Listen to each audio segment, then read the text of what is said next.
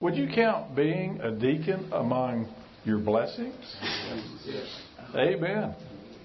I think some people look at it as a burden. But I think that when we look at it as we ought to look at it, it's a privilege. It's a privilege. So many blessings. And really, I think it ought to make you better at everything you do. I think it ought to make you a better husband, better parent. It ought to help you hone your spiritual life. It ought to just do marvelous things for you because you have chosen to accept this responsibility. And that's what we're talking about now. We're going from understanding the role to talking about responsibilities. I mean, the role, I think the image that you have of yourself matters. It was the right place to start. Because if you see it the way God sees it, if you see it clearly, I think you get more motivation. And I could give you several examples. You remember Moses at Rephidim in Exodus 17. He's up on the mountain. Joshua's down in the valley. And he's fighting the enemy. What happens when Moses' hands are held high? They're winning. But then they start going down and they start losing. I believe that with all of his heart, Moses wanted to keep his arms up. Do you? Do you believe that? I don't think he was funning with them. I don't think he was saying, Aaron, come here, watch this. I just don't believe it. I think he would have rather died than drop his hands. But he couldn't help it. Aaron and Hur saw what was going on, and they come up beside him and they say, there's something we can do. They came up with a plan and held his arms up. It's pretty impressive, isn't it? Do you think your elders have an unlimited supply of energy? Is it possible that they need people to help hold up their hands? You know, you can look at that story. You look at the 37 mighty men of David. He had a lot of followers, but 37 are pointed out. Why? Because they would come through when men of lesser responsibility would drop the ball. He knew that these men could be counted on no matter what. There's just lots of examples that come to my mind. One of them is 9/11. You know, when the terrorists go and fly those planes into the Twin Towers and the camera crews were showing the scene, where were most people going? They were fleeing in panic. And where were the policemen and the firemen going? Into harm's way. That's who you are. Whatever's going on, you stand with your elders, you stand with the congregation, you put the welfare of the church before your own comfort and convenience. You stand in the gap like the 300 at the hot gates at the Battle of Thermopylae. That's who you are. And I think the more we see ourselves as we ought to see ourselves, we're more motivated to do what we ought to do. But let's talk about responsibilities. You want to hear those words? Well done. Good. You do what you're supposed to do. Good and faithful servant. Consistent. I come through. Deacons are certified problem solvers. In Acts chapter 6, when you see the situation there, the Grecian widows are being neglected. And that led to the appointment of special servants to the apostles. Some say they were the first deacons, and maybe they were. I don't know how you can possibly tell for sure. But there's a lot of similarities. Would you agree with that? So deacons or proto-deacons, whatever they were, very similar. But how did that all come about? It came about because there was a problem. Why do we have deacons? Because there are problems. What's a problem? It's an unmet human need. We've got to take care of somebody's need. And when you think about it, it really is a good thing. Now, I don't mean that we wish for bad things to be taking place, but whenever you see a problem, why is it a good thing? Because things are happening. Okay. Gives you an opportunity. Okay.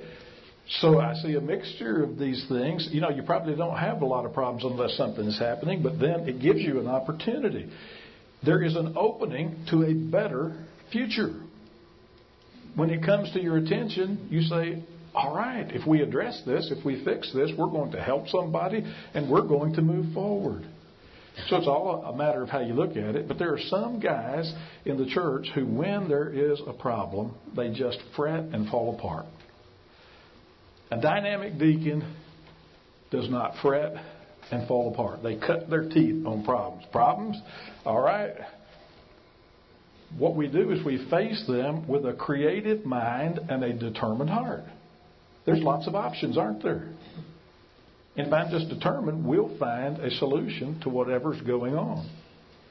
The hat here, you know whose hat that is, don't you? Indiana Jones. I was down at the museum in Florida recently, and I got to see Indiana Jones' wardrobe. It's just a thrilling moment. I like Indiana. Does anybody like Indiana Jones besides me? Can you see your face wearing that hat, carrying that whip? I don't know if we deacons can carry whips, but it's okay. We'll let that go. But did he face problems in that movie? Just from the very opening frame, it's just one problem after another. And he says, all right, let's get her done. Here's this one. Here's the next one. And that's how you really need to see yourself. You can tell a leader by how they handle problems, how they handle stress. If they think the sky is falling anytime somebody gets disgruntled, and then they just mirror that to the rest of the congregation, then they're not being helpful. You're the one who comes in and says it's going to be all right. You're the calming presence. You're the catalyst for positive change. You don't just mirror all the discouragement and the anxiety of people who are not spiritually mature. So when there's a problem, you're ready. This is a good thing. That means things can be better. I'm glad we found out about it so that we can do something about it. How are deacons certified? I say they're certified problem solvers. Anybody have a certification in here from work or a certification from school? Yeah, all right. There are certain requirements, and there's assessments, things like that. You are Holy Spirit certified. In 1 Timothy chapter 3, verses 8 through 13, it says, here's what you need. And the congregation says, yes, I think you've got those qualities. Now, some have them to a greater extent in one area than others, but there can't be any glaring absence of any of these qualities. Some of them are relative. Tested, that's a relative thing, but none of them is optional. There can't be any significant, glaring, gaping hole in one of those. Now, when I say you're a certified problem solver, what I'm saying is if you look at those qualifications, what they're saying is you're ready to lead. That when you have these qualities, you can do the job to address the problems that will come the church's way. There may be dangers that need to be addressed. There may be opportunities that need to be seized. But you're qualified for any challenge that comes your way. God says you are, because He knew what qualities you need. The congregation says you are. Just think about the qualification. Can you see how in the list of qualifications a person who possesses those traits, those characteristics, is going to be more successful than somebody who doesn't? If you have a problem in the church and you've got a guy who is irreverent, well, that's really going to help things, isn't it? You got people who are upset, and he goes in there and says, well, who cares what you think? If he's insensitive and inconsiderate, just basically selfish and making decisions, he's going to exacerbate the problem. He's going to make it worse.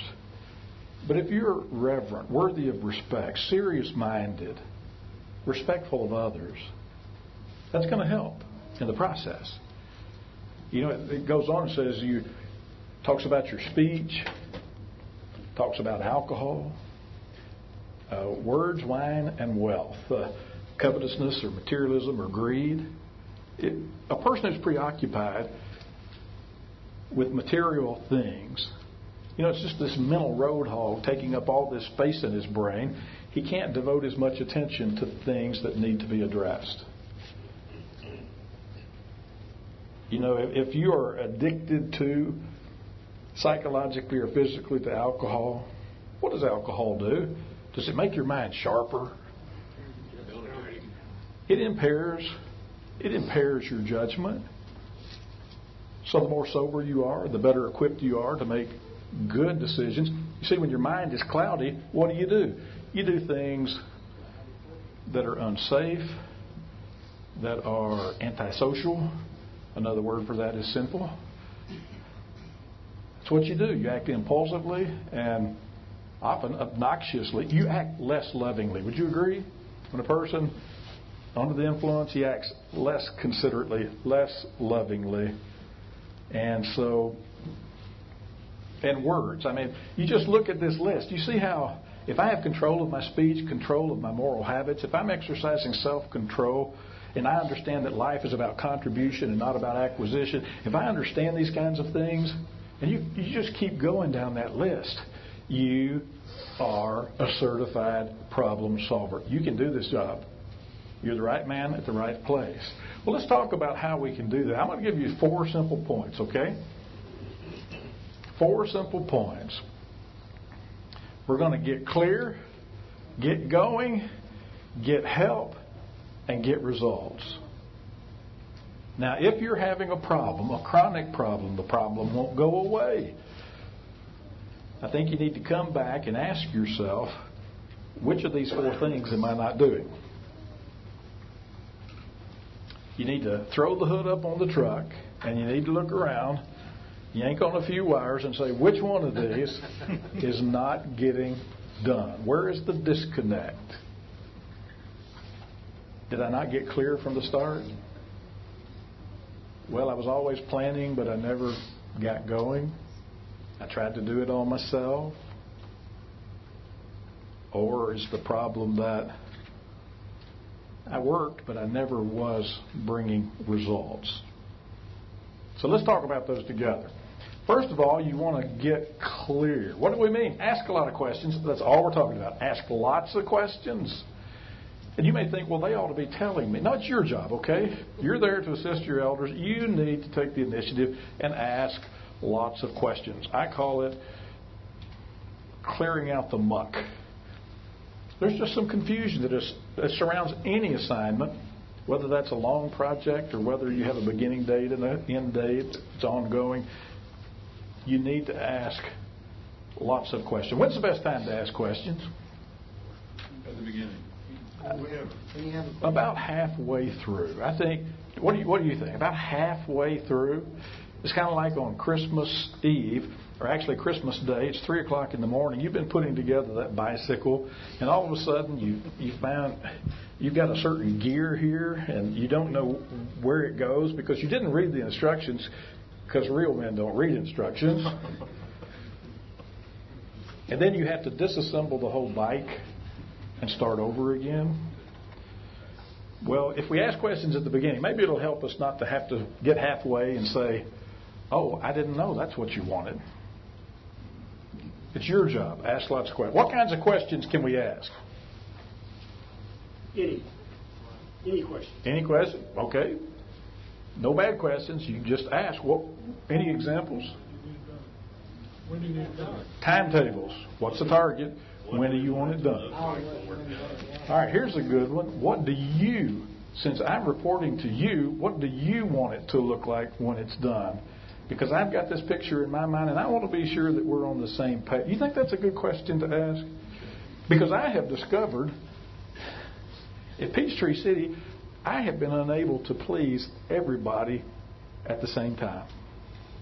I may be in a unique circumstance. So I think oftentimes if I get an assignment, I'm going to try to please the person who I'm reporting to and make sure I've done what it is that they had in mind. All right, so we asked them, what is it supposed to look? What else could we ask? How would you do it?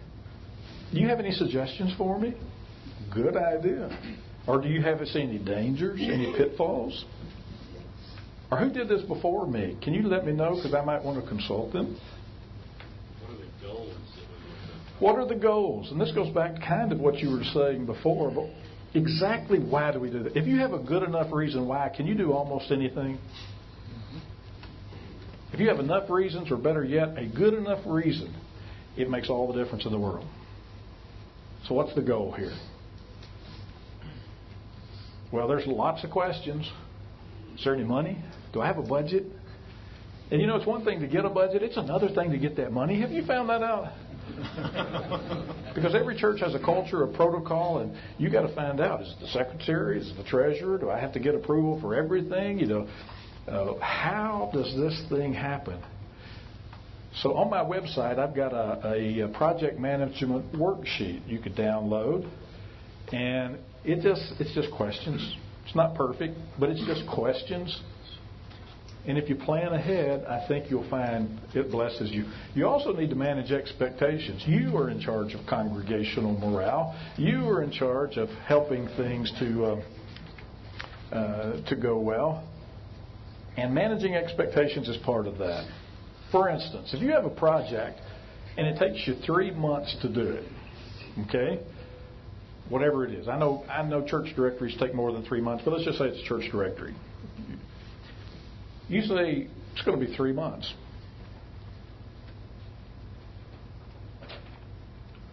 Now, I actually misspoke there. We said it took you 3 months. You say it's going to take 2 months. How does everybody feel when you tell them it will be 2 months? I could have done it sooner. I could have done it sooner. Oh, I could have done that better. It shouldn't have got me to do that.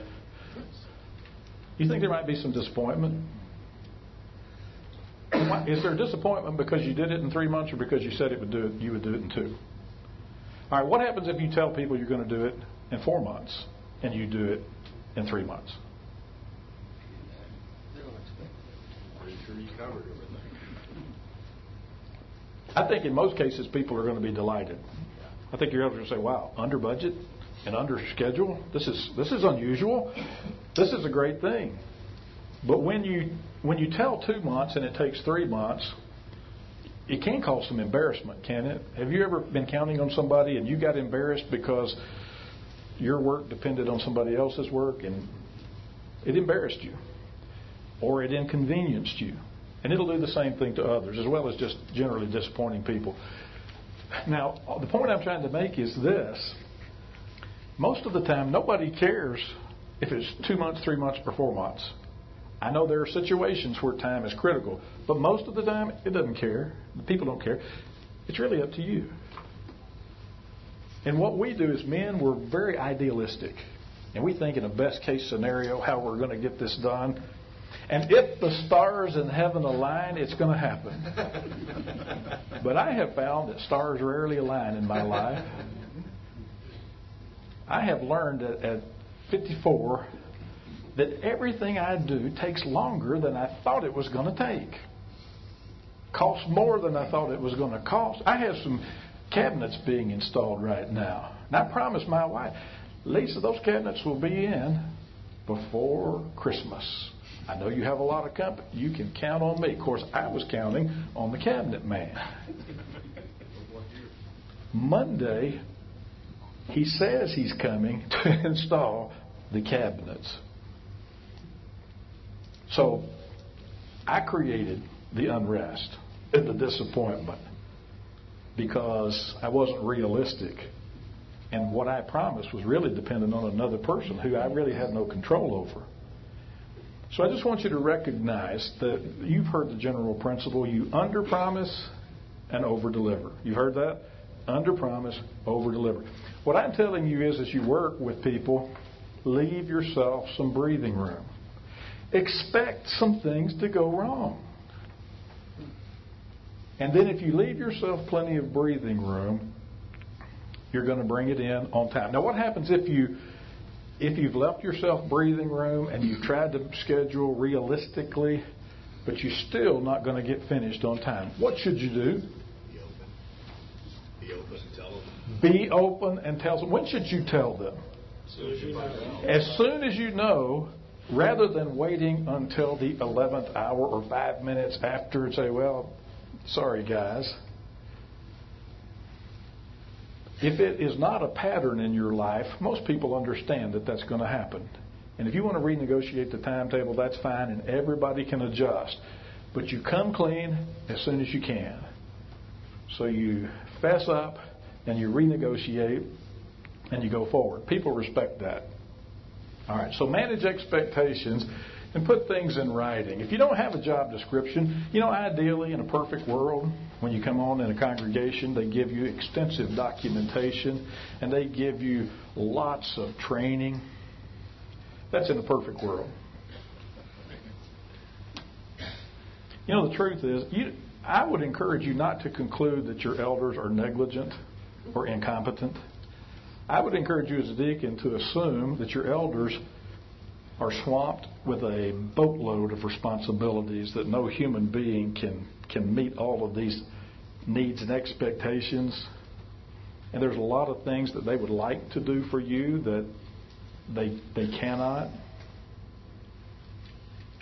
I can assure you this. If you want to sulk and whine about it, that's really going to help the church. That's really going to add value to the congregation. It's really going to assist the elders. Now, the truth is that if you look at the Scripture, I don't read about a job description in Acts 6 anyway. Do you see your job description there? I mean, they're selecting these men because they're intelligent and because they're capable and because they're close to the people and probably... Now, the apostles had experience in feeding folks, didn't they? Yes, large groups. Okay, so they could have done this, but they allowed them to do it, and it appears to devise this plan by which they're going to operate and who's going to lead this thing. And so, just saying here, if you want to help the church, you could write it. Could you present it to your elders and say, listen, this is kind of my understanding of what needs to be done. Am I on the right track? Would you tweak this? That would help them. It would help the person who's following you. I think that would add more value than complaining because the world's not perfect. How to get going? Well, the first one we just talked about. If you shortchange the planning process, I think you're going to run into problems. So plan up front. If it's a big project, I think it's John Maxwell who says, if you have a big plane, you need a big runway. If you have a small plane, you need a small runway. Or helicopter, you just need a pad. So look at it, but plan up front. Ask lots of questions. Preparation equals performance. Then construct a timeline. What does a timeline do for you? Gives you structure. Gives you some structure. You don't ever set a timeline. The person that won't ever get done. You just don't get done. It doesn't make it real. You get a sense of reality and urgency. And the person keeps putting it off. Okay. Otherwise, we put it off, and we don't notice that we put it off. So we need a timeline, and I encourage you to plan backwards. Isn't that the best way to do it? Here's what I need, and here's where I am, and what's got to take place. And so you put those milestones. Let's say you're in charge of Vacation Bible School. Here's what we do sometimes. Vacation Bible School. I'm going to put that in my BlackBerry or my iPhone. I'm going to put it in my iPhone because I am relevant. And when I put that in there, it's going to take place on June 24th. And I put June 24th. And I got a 15-minute reminder on here. What do you think I might need to do as I'm entering things into my calendar?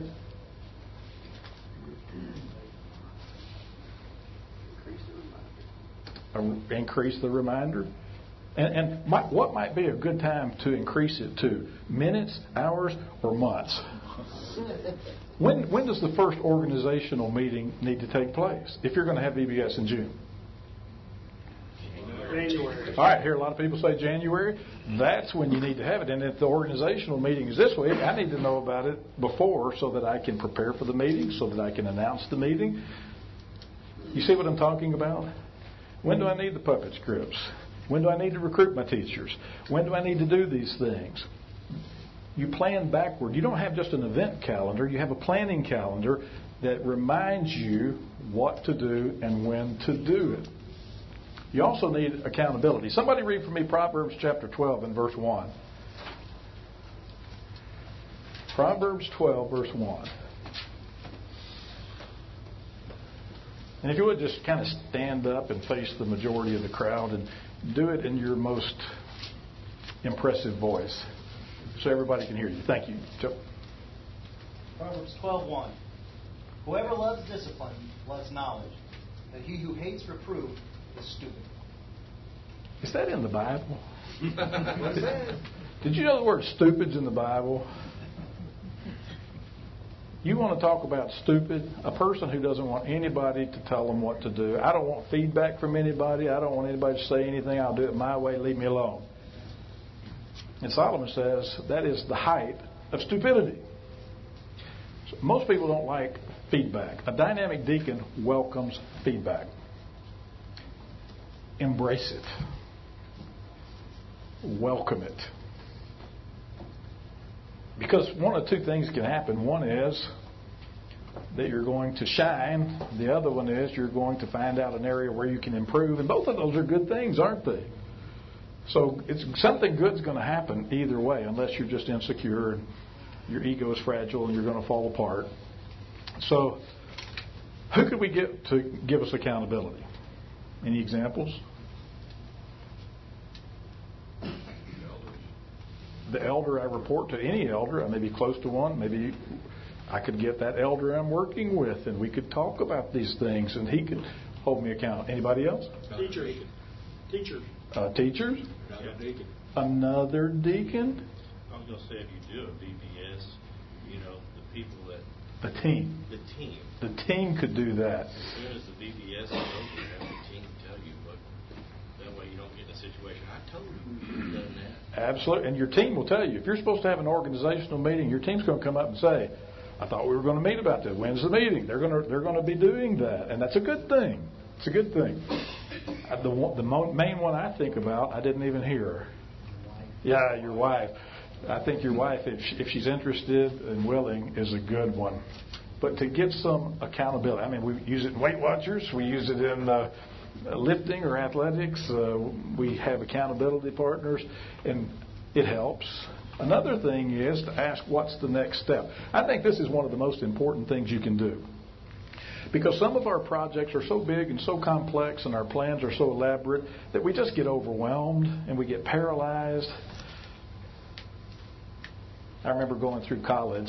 I never would have made it through college except one of my professors. I'd get behind. I would get so far behind. And I think I might as well just drop out today. This is a lost cause. And this professor would come in. He'd say, bring your books. And would sit me down at the table and say, all right, what needs to be done? Let's get out this book. Let's work on this book report. And you know what? It was incredible. I graduated. And how did he do that? He said, let's just do one thing. What happens when you do just one thing? Focus. You get some focus. Eventually it gets done. Inch by inch, it's a cinch. One chop at a tree every day. Eventually it'll fall down. Lots of illustrations. But what's the point there? The point is that it gets manageable.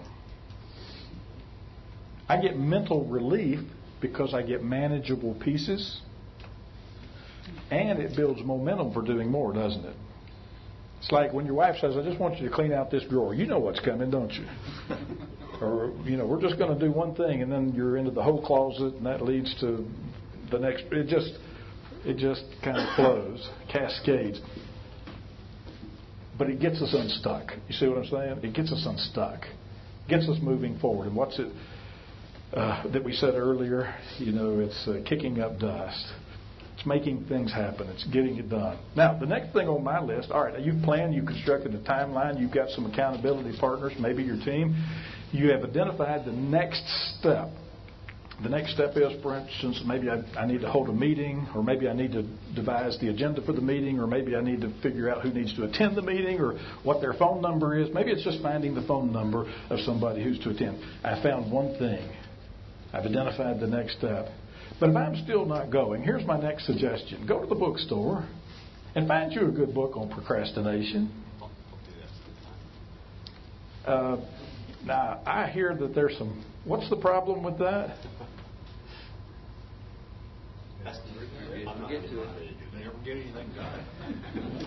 I already have a list of things I'm not doing, and now you want to add to that list. I've got to go pick a book. I've got to buy the book. I've got to read the book.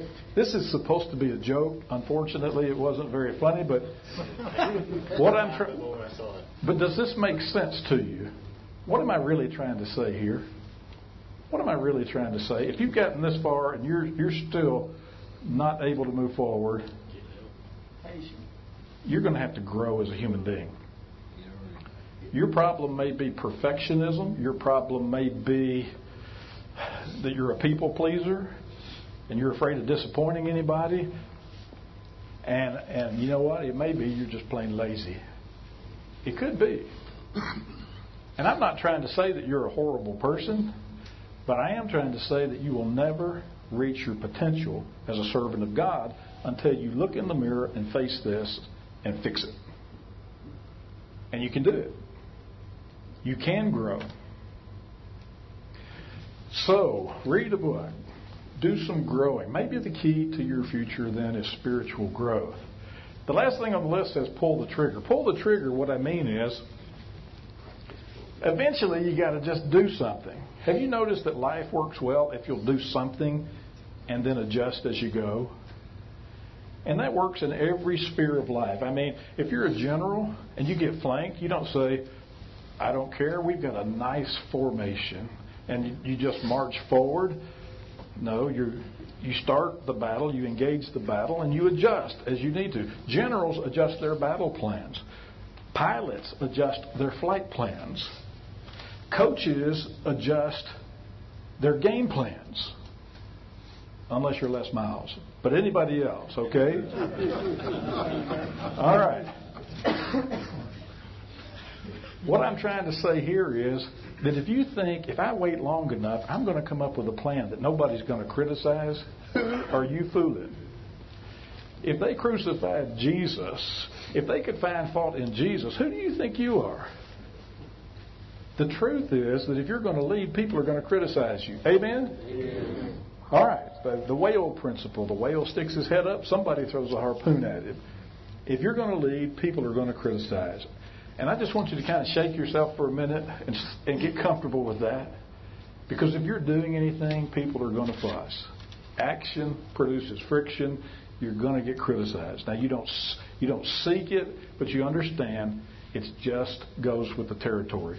So if I'll do something, just pull the trigger, I'm going to have to adjust. Some people are malcontents. You can listen but not pay much attention. Others will give you good advice, and you make changes where warranted. But if you just do something, if you just get going, it's the right thing. A deacon is a man of initiative. He gets going, paces himself, endures until he fulfills his commitments. He has a bias for action. Let's do something. And he adjusts on the fly. Strives for excellence, but knows that good is done is better than perfect. Now we need to get some help. How are we doing here? Boy, I'm not going to get far enough. We need teams. Why do we need teams? Because the people in your church need to work. They need to be involved. They need a sense of belonging. There may not be enough ministries for everybody in your church, but there's enough teams for everybody to be on a team. So you include somebody in what you're doing. What does it do for you? None of us is as smart as all of us. You get some ideas, some perspective. You get some manpower. You get some accountability. When is that VBS meeting? And what does it do for your elders? Elders, do you like it when your deacons build a good quality team instead of operating as the Lone Ranger? Because one day that deacon is going to move, or that deacon is He may move into another position. He may move to another town. He may move when he gets hit by a truck. There's a lot of things that can happen to you. And then what occurs? Is there any fail-safe system? Any backup system? Your job is to be preparing somebody to carry on your work in your absence. So how do you ask for help? I think you script your appeal personally. I mean, you just kind of get good at promoting it and practice it a little bit. Some people say that's fake. Do you think that's fake? If I'm trying to recruit people to my ministry, membership involvement, membership integration and orientation, and if I kind of plan what I want to say, no, that's not artificial. I mean, all you're saying is, this is important. Pull the trigger. It's too important to wing it. I just want to communicate effectively. Frankly, I do this. If I've got an important phone call, I'll practice it before I get on the phone, because I'll get all tongue-tied if I don't. So practice it a little bit. Show your excitement. Why is this important? What would the world be like if this ministry did not exist? Touch their hearts, because every job in the church is somehow related to the need of a human being. And you need to complement their gifts. Help me out here. I want to demonstrate for you generally how we recruit people for positions in the church. So if I'm wanting to recruit here for my membership involvement ministry, I would simply do this. See if I got a pulse. You'll do. You're going to work.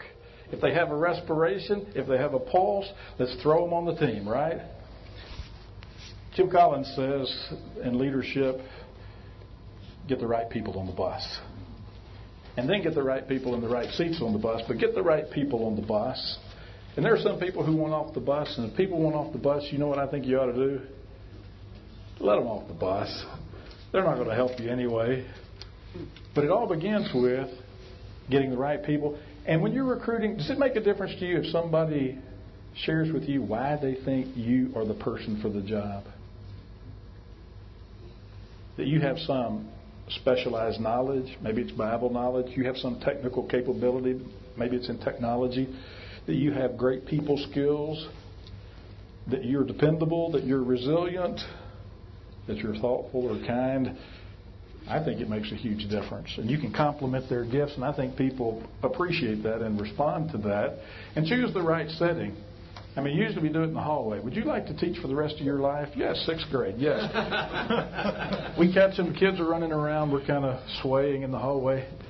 We need, if you're asking for a serious commitment, go to the coffee house, go to Waffle House. At least get out of the hallway into the library or a conference room or something and have a real serious conversation. Because if you don't get a real commitment, what's it worth anyway? And that's your job. That's your job to get that good commitment. Last thing I want to talk about is on getting results. And going back, let me say one thing. When you put your sign-up list on the board, don't get miffed because people don't rush to it. I mean, you've got this PowerPoint, and you got a nifty bulletin board, and you sent out that great mass email, and you've got a blurb in the bulletin, and people aren't just rushing your sign-up list. Certainly we understand. That makes people aware of an opportunity, but what actually gets them to sign up? In the vast majority of cases, one-on-one. That's where it happens. You got to understand. Don't think those people are like, what's the matter with this church? I put a list on the board and they didn't sign up. If you think there's something wrong with them, we'll make an appointment for you. Last thing we want to talk about is getting results. Getting results. And we don't want to ride dead horses or worship sacred cows. You know, we want to do things biblically, but if something's not working, we can try something different, and that's a good thing. Some people instead, they say, no, I like this dead horse, so we'll get him a website. Or we'll hire a consultant. Or we'll harness several dead horses together to increase speed, but we're not going to give up our dead horse. There's some things we don't need to resuscitate, put it on perpetual life support. So think about it. It's okay to do some things different. But I want to mention two things before we close here for this session. One is, if you're not getting results, don't assume the problem is your team. If you're a real leader, you always look in the mirror first. And if they're not responding, maybe you're not leading well. What could you not have done? Maybe I didn't get that firm commitment. Maybe they didn't really understand what they were committing to. That's my job. Maybe I didn't give them enough direction. Maybe I didn't give them enough encouragement. Some people don't need much encouragement. Others need a lot. Ken Blanchard in Situational Leadership says you got to find out how much direction, how much encouragement they need. He even says you ought to contract that with them. Maybe I didn't give them enough supportive accountability. I'm on your team. I want to help. I won't do your job for you, but I want to help in all the ways that are appropriate. So don't blame the other person. Ask yourself, what could I have done differently? That's the first place you go. The other thing I just wanted to mention very quickly is be sure you get done. If I'm in charge of grounds, what is done?